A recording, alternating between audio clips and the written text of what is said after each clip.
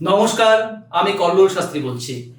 নববর্ষ শুধু আমার নয়, নববর্ষ শুধু তোমার নয়, নববর্ষ আমাদের সবার। এই নতুন বছর আমাদের একটা সুযোগ দেয় নিজেকে নতুন করে গড়ে তোলার, নিজের ভেতরের মানুষটাকে আরো ভালো করার। গত বছর অনেক কিছু হয়েছে, ভুল হয়েছে, কষ্ট হয়েছে, হয়তো কিছু সম্পর্ক ভেঙেছে, কিছু স্বপ্ন থেমে গেছে। কিন্তু আজ এই নতুন শুরুর দিনে আমরা একটা প্রতিজ্ঞা করি।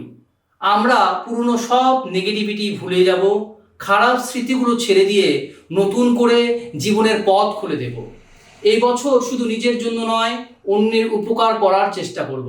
কারো মুখে হাসি ফোটাতে পারলে সেটাকেই নিজের সাফল্য মনে করব। আমরা ভালো মানসিকতা রাখবো, নিজেকে পজিটিভ রাখবো, আর যেখানেই থাকি ভালোবাসা ছড়িয়ে দেব চারপাশে। পরিবারের সঙ্গে সময় কাটাবো, তাদের মূল্য বুঝবো, কারণ দিনের শেষে ওরাই আমাদের সবচেয়ে বড় শক্তি।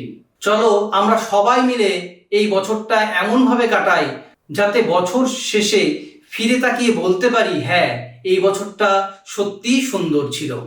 ভালো রাখবো, ভালো থাকবো, আর ভালোবাসা দিয়েই এই পৃথিবীটাকে একটু সুন্দর করার চেষ্টা করব।